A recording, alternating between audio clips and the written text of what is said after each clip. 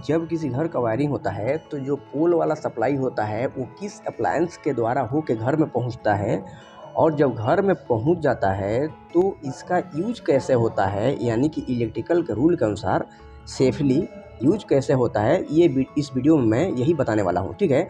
और एक बहुत ही मोस्ट इम्पोर्टेंट चीज़ मैं आपको बताने वाला हूँ कि जैसे एनर्जी मीटर हो गया, तो इसका तो कनेक्शन आपको ये जो गवर्नमेंट वाला मिस्त्री होता है यानी कि सरकारी इलेक्ट्रीशियन, वही इसका कनेक्शन करते हैं। ठीक है। और उसके बाद ही आपका काम पड़ता है। जो सरकारी इलेक्ट्रीशियन अगर आप नहीं हैं तो आपका काम एनर्जी मीटर के बाद पड़ेगा। ठीक है। क्योंकि अगर आप एनर्जी मीटर से छेड़छाड़ करते हैं और उसका लॉक टूट जाता है तो आप प्रॉब्लम में फंस सकते हैं। ठीक है।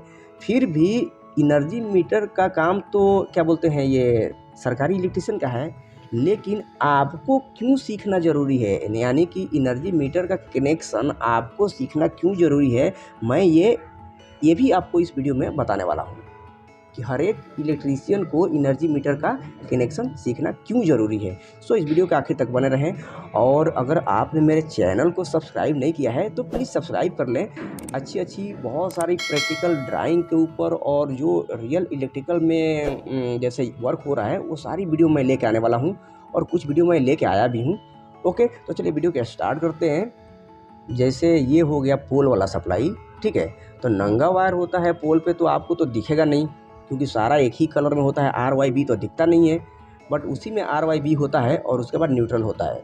तो आप किसी एक फेस और न्यूट्रल को लेके, ठीक है, मीटर में कनेक्शन आके जोड़ लें, यानी कि सरकारी इलेक्ट्रीशियन जोड़ेगा। ठीक है। तो ये जुड़ गया, और उसके बाद मीटर से जब सप्लाई आउट होता है तो ये सबसे पहले MCB में पहुंचता है। ठीक है।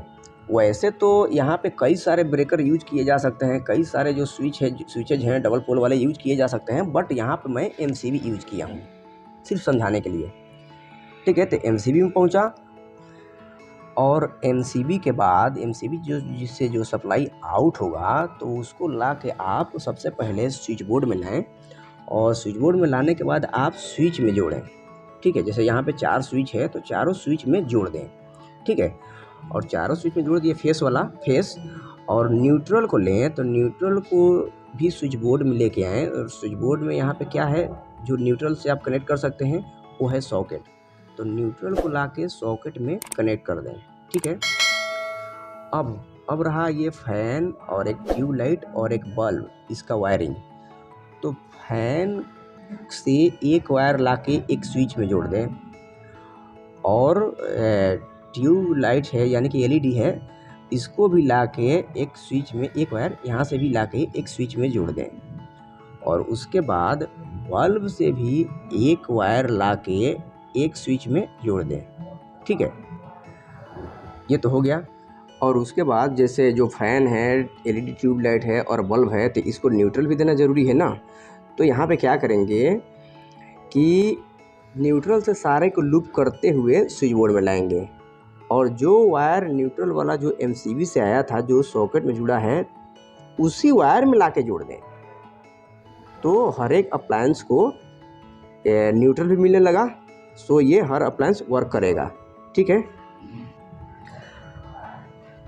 और एक जो स्विच जो खाली बचा हुआ है तो उससे आप सॉकेट को सप्लाई दें, क्योंकि सॉकेट भी स्विच से कंट्रोल होने लगेगा। तो उसमें आप एक बात का ध्यान रखें कि जिसमें L लिखा हो सॉकेट के जिस पॉइंट पे, उसी में ला के जोड़ें स्विच से। तो ये राइट वे से कनेक्शन होगा, यानी कि सही रूल से कनेक्शन होगा। ठीक है।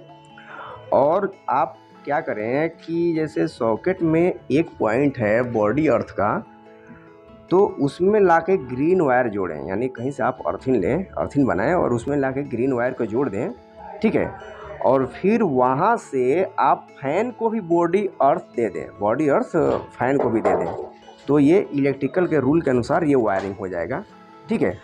और मैं एक और ये जो बात मैंने बोला था आपको बताने के लिए कि हर एक इलेक्ट्रीशियन को ये एनर्जी मीटर का कनेक्शन सीखना क्यों ज़रूरी है, तो वो इसलिए ज़रूरी है ताकि बहुत जगह, जैसे आप बाय द वे अगर आप इलेक्ट्रीशियन हैं तो अगर आपको एक किराए का मकान में वर्क करना पड़ रहा है किराए में का मकान है और उसमें बहुत सारे रूम हैं, तो अगर आप वहाँ पे वर्क करते हैं तो एक जो मीटर होता है तो सरकारी इलेक्ट्रीशियन आके लगा देगा, लेकिन उस मीटर के बाद मान लीजिए कि 20 रूम है सपोज डेट, तो 20 रूम के बाहर एक एक मीटर आपको लगाना पड़ेगा, क्योंकि हर एक रूम से उस मकान के जो मालिक हैं ये बिजली का बिल लेंगे ना।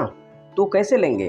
तो हर रूम पे के बाहर आपको एक मीटर लगाना पड़ेगा।